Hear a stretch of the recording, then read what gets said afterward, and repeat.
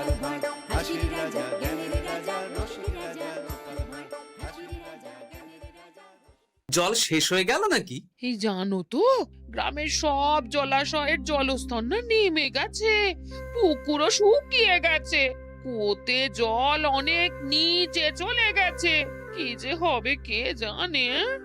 এই বছর তো বৃষ্টি হয়েছে কম, তার উপর মানুষজন জল ব্যবহারের চেয়ে নষ্ট করে বেশি। দেখি, মহারাজকে বলতে হবে।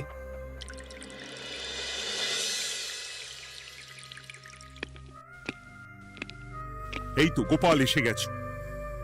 শুনেছো, রাজ্যের সকল জলাশয়ে শুধু শুনিনি, চাক্ষুষ দেখেছি, আর এর কারণ ও তার সমাধানও ভেবে এসেছি মহারাজ। তুমি কি বলতে চাইছো সেটা বলো না খোলসা করে। মহারাজ, আসন্ন দিনে জলাভাব মেটানোর একটাই উপায়, তা হলো প্রজাদের উপর কর চাপানো।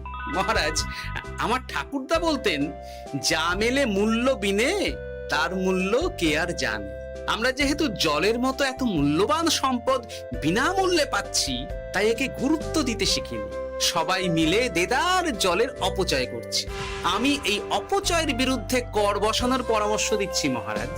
জলের জন্য দেবে দাম, ছুটে যাবে কাল ঘাম। হ্যাঁ, যখনই জলের জন্য কর দিতে হবে, তখনই জলের অপচয় বন্ধ হবে।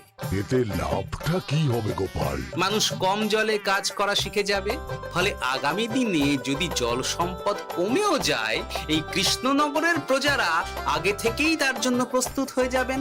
কিন্তু আমি আমার প্রজাদের কাছ থেকে জলের দাম নেব গোপাল? না মহারাজ, কর বাবদ যে অর্থ উপার্জন হবে, তার সাথে আপনার দান মিলিয়ে রাজ্যের মধ্যে একটা বিরাট কৃত্রিম জলাধার বানানো হবে। বাহ বাহ বাহ! যেখানে বৃষ্টির জল সংরক্ষণ করা যাবে মহারাজ। এতে সারা বছর ধরে আর কোনো জলের অভাব থাকবে না মহারাজ। গোপালের প্রস্তাব বড় ভালো লেগেছে। আগামী দিনে ইতিহাসে এই কর্মযজ্ঞের কথা লেখা থাকবে বলেই আমার বিশ্বাস। আর তাই আমি গোপালকে এই মুহূর্তে 50টি স্বর্ণমোহর উপহার দেব বলে ঘোষণা করছি। সাধু সাধু সাধু।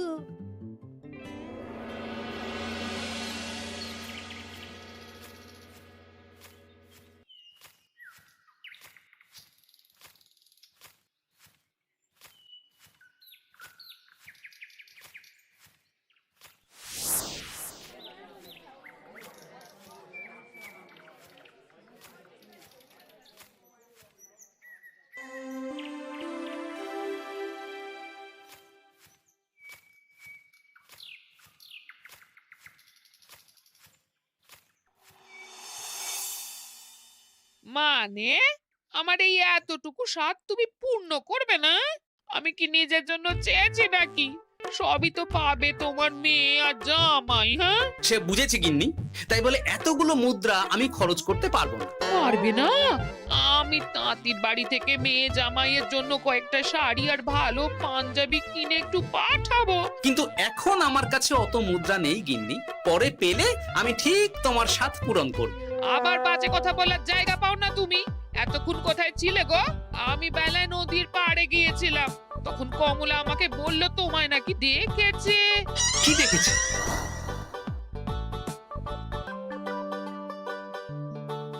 কোথায় গেল? এত বড় মুদ্রা থলে কি হাওয়াতে উবে গেল নাকি?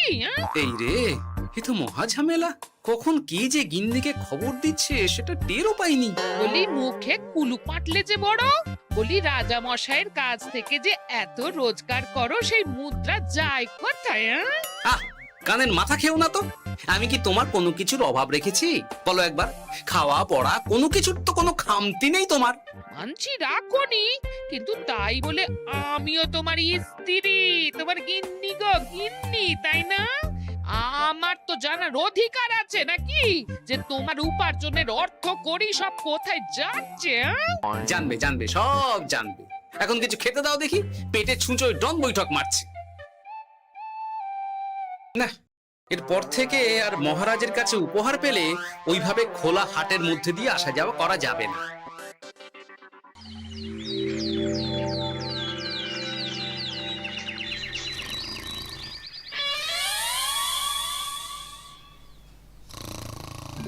তোমার আর কোনো চিন্তা নেই গোপাল। আমি তোমার মাসোহারা তো বাড়িয়ে দিলাম, সঙ্গে প্রত্যেক দিন তুমি 10 মোহর করে পারিতোষিক পাবে। এই নাও।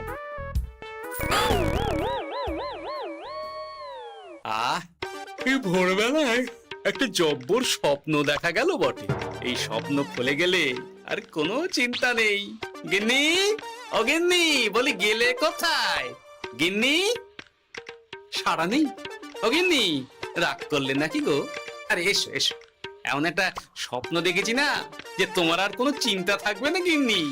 মোহর আর মুদ্রা একেবারে ঝরে পড়বে গো।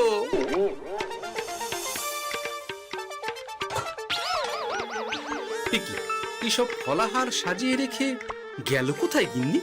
নিজের বাপের বাড়িতে তো যাবে না, কেউ নেই সেখানে। মেয়ের বাড়ি গেল নাকি? না, মেয়ের বাড়িতে তো গিন্নি যায় না। তাহলে না না, খালি পেটে এত ভাবতে পারছি না। আগে মুখ হাত ধুয়ে এসে কিছু খেয়ে নি, তারপর দেখি গিন্নি কোথায় গেল। না, গিন্নিকে তো কোথাও দেখলাম না। গেল কোথায়?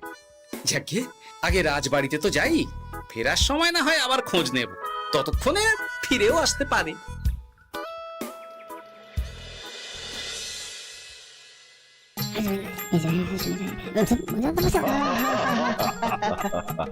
বাহ বাহ বাহ, একেই বোধহয় বলে সঙ্গগুণ। অনেকদিন এত হাসি নিয়ে। যা বলেছেন মহারাজ। হাসির চোটে পেটে ধরছে খিল। কর্তা আর গিন্নিতে দেখছি রয়েছে অনেক প্রেম। কি গিন্নি, তুমি এখানে কি করছো? কি গোপাল, তুমি রাজসভায় এলে যে বড়? তুমি নাকি রাজসভার কাজ থেকে অবসর নিতে চেয়েছো? হ্যাঁ, এই কথা কে বললো মহারাজ? এই তো উনি বললেন। বলি আমি আবার কি করব? তুমি আমায় একটা কাজ দিলে আর সেটা আমি করব না বলো? আমি তোমায় কাজ দিলাম? কি কাজ? বাবা গোপাল, তুমি কি আকাশ থেকে পড়লে নাকি? তুমি তো তোমার গিন্নিকে বলে পাঠিয়েছো যে তুমি আর রাজসভার কাজে যোগ দিতে চাও না। তোমার নাকি আর কাজে মতি নেই, তুমি বিশ্রাম চাও। এই রে, গিন্নি দেখি ভয়ঙ্কর চাল দিয়েছে। আমার নামে রাজসভায় এসে এইসব বলেছে। তাই কথা ঠিকই গোপাল, যে তোমার অবসর গ্রহণের কথা শুনে আমি বিশেষ মনমরা হয়ে পড়েছিলাম। কিন্তু তোমার গিন্নি যেভাবে রাজসভায় হাসি মজা হুল্লোড় পরিবেশন করছে, তাতে আমার মনে হচ্ছে এ সাপে বর হয়েছে। এই বেলা যদি গোপালকে কায়দা করে রাজসভা থেকে তাড়ানো যায়, তাহলে আমার পথ থেকে বিরাট বড় একটা কাঁটা উপড়ে ফেলা যাবে। গোপাল গিন্নি সবার মধ্যে বিলিয়েছেন হাসি, তার জন্য রাজামশাই হয়েছেন ভারী খুশি। হ্যাঁ গোপাল, তাই আমি ঠিক করেছি তোমার স্থানে আমি তোমার গিন্নিকেই বহাল করব। হ্যাঁ, তোমার সঙ্গে ঘর সংসার করে ওর বুদ্ধি বেশ খোলতাই হয়েছে, সেটা বোঝাই যাচ্ছে। এছাড়াও আমাদের অনেক পরামর্শ দিয়ে সাহায্যও করতে পারবে। তাছাড়া উনি মহিলা বলে অন্দরমহলেও যেতে পারবেন, রানীমাও খুশি হবেন বলেই তো আমার বিশ্বাস। কি গোপাল গিন্নি, তোমার এই কাজ করতে কোনো আপত্তি নেই তো? আপত্তি কেন থাকবে মহারাজ? আমি ধন্য আপনি আমায় এত বড় সম্মান দিচ্ছেন বলে। এ তুমি আমার কত বড় সর্বনাশ করলে গিন্নি। তুমি কিনা শেষে আমার চাকরিটাই খেলে। এটা গোপালের জন্য বড় ভালো হলো, তাই না? কোনো কাজ করতে হবে না, কিন্তু রোজগার আগের মতোই থাকবে। অবসর আর উপার্জন একসাথে। না হে গোপাল, তুমি আর এখানে কাঁচু মাচু মুখে দাঁড়িয়ে না থেকে নিজের বিশ্রামে ব্যাঘাত ঘটিও না। আমাকে সবার কাজ শুরু করতে দাও। যথা আজ্ঞা মহারাজ।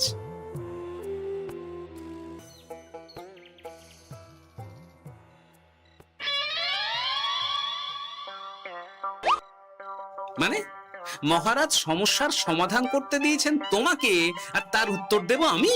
কেন? তুমি আমার চাকরি খাবে আর তোমার সেই চাকরি রাখার দায় নেব আমি? হ্যাঁ হ্যাঁ, নেবে। মানে কাল রাজসভায় মহারাজের সমস্যার সমাধান করব, সেই মতো কথা দিয়ে এসেছি। হ্যাঁ, আগাম 10টা মুদ্রাও বাগিয়ে এনেছি। তার থেকে তোমায় একটা মুদ্রা দিলাম। এখন মানে মানে আমাকে উত্তর বলে দেবে, না হলে আমি কেন দেব? আমি পাবো একটা মুদ্রা, আর তুমি আমার কাছে উত্তর জেনে নিয়ে সেটাই বলে পাবে 9 মুদ্রা। কিছুতেই না। বলবে না? না। তাহলে ভালো করে শুনে রাখো, আজ থেকে ঘরের উনুনে হাঁড়ি চড়বে না। চাকরি তো খুইয়েইছ, এবার না খেয়ে প্রাণটা খোয়ানোর জন্য তৈরি হয়ে যাও। হ্যাঁ, ওরে বাবা, এমন কথা কেন বলছো গো গিন্নি? তুমি তো জানো যে খিদে একদম সহ্য করতে পারি না। এখন যদি তুমি এইসব বলো তাহলে আমার রক্ষে নেই গো। বেশ, তাহলে আমি যা জানতে চাইছি শ্বশুর শ্বশুর করে বলে ফেলো দেখি। এ আমি কি শাঁখের করাতে পড়লাম রে বাবা। ঠাকুর, এত দুর্ভোগ লেখা ছিল, ঘরে বাইরে সব জায়গায় এত হেনস্থা যে সহ্য করা যায় না ঠাকুর।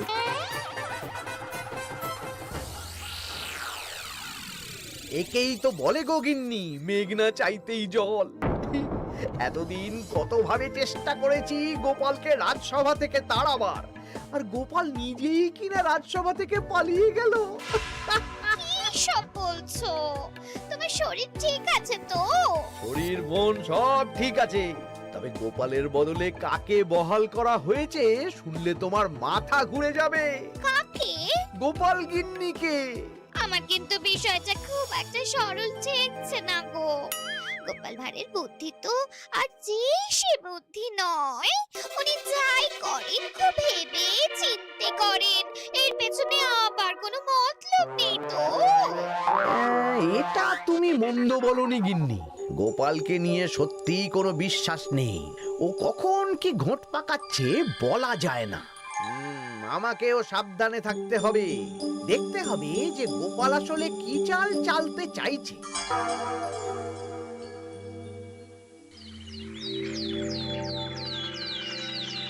হ্যাঁ গোপাল গিন্নি, এই একটাই প্রশ্ন আমায় সারা রাত ধরে জাগিয়ে রেখেছে। মানুষ মরে ভূত হয়, ভূত কি মরে? তাহলে ভূত মরলে কি হয়? মানে মহারাজ, এই প্রশ্নের উত্তর আমার আজকে দিতে ইচ্ছে করছে না। হ্যাঁ, আমি না হয় আপনাকে আগামীকাল এই প্রশ্নের উত্তর দেব, ঠিক আছে? হ্যাঁ, গাছ থেকে পড়ে গেলে জাপটে ধরে ডালকে। আজকের প্রশ্নের উত্তর উনি দেবেন কালকে।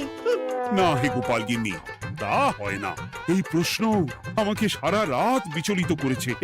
আবার যদি আজকেও এই প্রশ্নের উত্তর না পাই তাহলে তো আবার একটা নিদ্রাহীন রাত আমাকে কাটাতে হবে।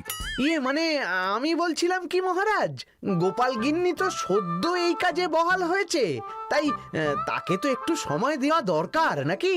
কিন্তু প্রশ্নের উত্তর না পেলে যদি মহারাজের শরীর খারাপ হয় তার দায় কে নেবে মন্ত্রী মশাই? এই রে, এখন আমি কি করব? এ তো মহা বিপদে পড়লাম দেখছি।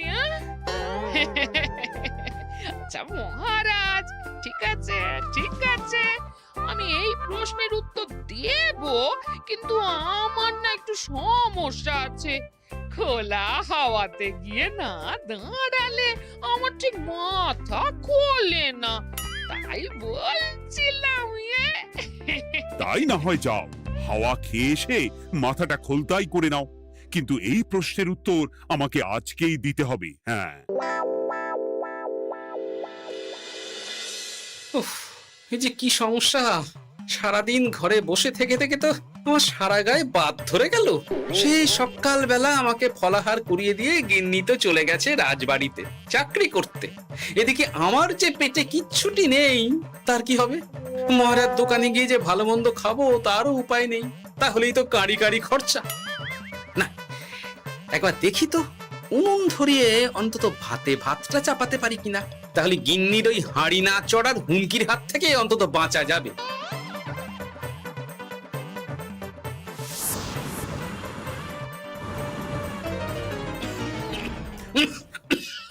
ও বাবা গো, ও বাবা, এত কেসে কেসে সোজা শেষ যাত্রা হয়ে যাবে আমার।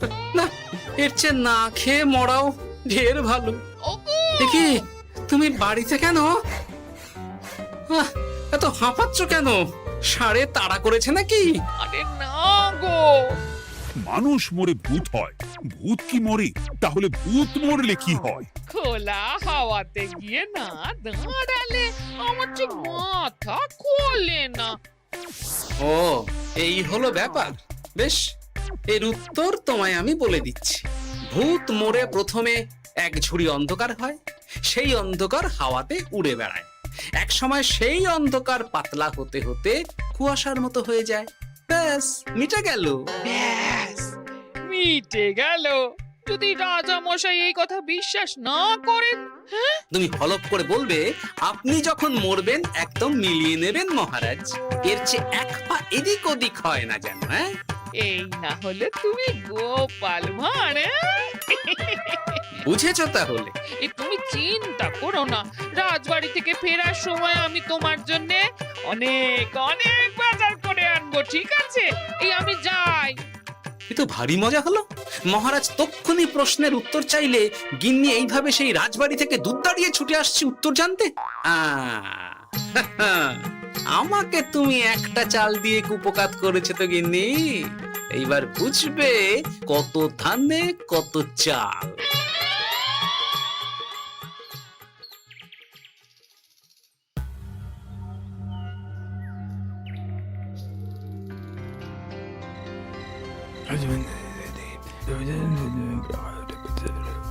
বুঝেছিস তো তোর কাজটা? খুব বুঝেছি গোপাল দাদা।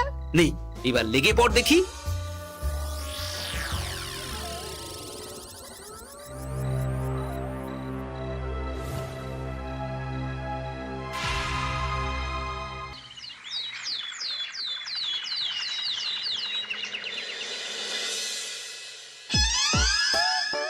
তাহলে আর বলছি কি তোমাদের, সকালবেলায় উঠে দেখি মুখের এই হাল। এই কাণ্ড কি করে হলো মহারাজ? আহ, তার আমি কি জানি। আমি সকালে উঠে আয়নায় নিজেকে এই অবস্থায় দেখে খুব চিন্তায় রয়েছি। গোপাল গিন্নি, আগে মহারাজ, গোপাল থাকলে যে কাজ করতো সেটা তো তোমাকেই করতে হবে। বলতে হবে এর সমাধান কি। হ্যাঁ মানে আমি হ্যাঁ হ্যাঁ, আমার মনে আছে। তোমার তো আবার হাওয়া না খেলে চলে না। যাও যাও, তাড়াতাড়ি হাওয়া খেয়ে এর উত্তর নিয়ে এসো।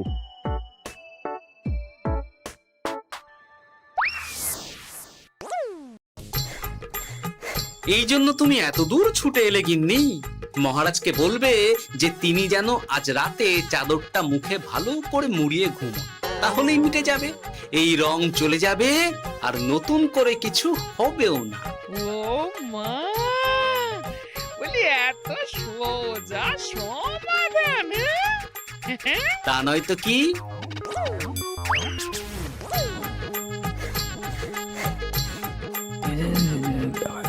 কাল সারা রাত আকাশে একবার দেখলাম চাঁদ উঠেছে, আর একবার দেখলাম ঘোর অমাবস্যা। এর কারণ কি? একই রাতে দুই তিথি হয় কি করে? মানে আর একটা সমস্যা। হ্যাঁ, এটা আগে বললেই তো হতো মহারাজ।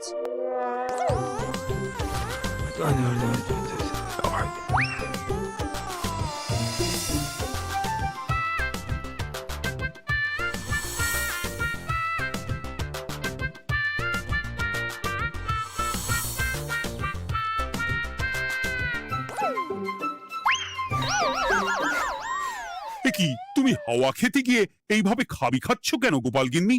এর কারণ আমি জানি মহারাজ। সে কি কাণ্ড! তুমি কি করে জানলে? গোপাল গিন্নি মোটেও হাওয়া খেতে যায়নি মহারাজ। সে গেছিল নিজের বাড়িতে গোপালের কাছে আপনার বলা প্রশ্নের উত্তর জেনে আসতে। মানে গোপাল গিন্নি তার মানে আমাকে ঠকিয়েছে? তা জানি না মহারাজ, তবে আমার মনে হয় এর পেছনে গোপালের কোনো গভীর ষড়যন্ত্র আছে। না হলে সে এমনটা করবে কেন? আর এক রাতেই আপনার সাথে এতগুলো অদ্ভুত ঘটনা পর পর ঘটবে কেন? বটে, এক্ষুনি গোপালকে ডেকে আনো।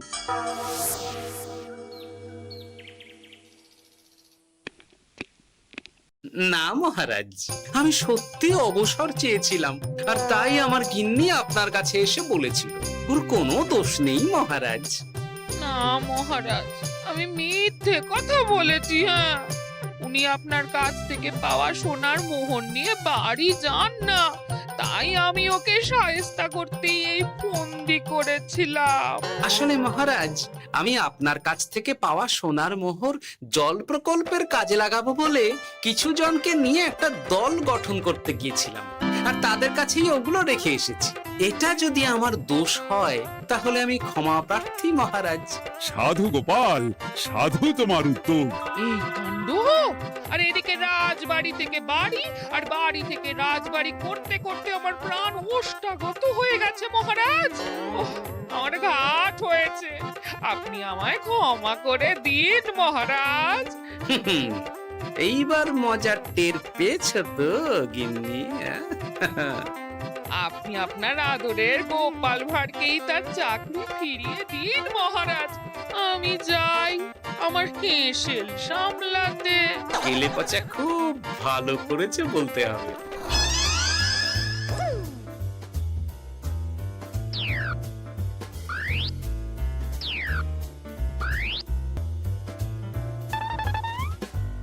তবে মহারাজ, অমাবস্যা পূর্ণিমা সব আমার বুদ্ধিতেই কেলেপচা করেছিল। আপনার ওই মুখের রং, ওটি একটি বিশেষ রং যার আয়ু একদিন, তাই ওটা এমনিই মিলিয়ে গেছে। হ্যাঁ, সেই বরং ভালো। তুমি তোমার গিন্নিকে নিস্তার দাও গোপাল।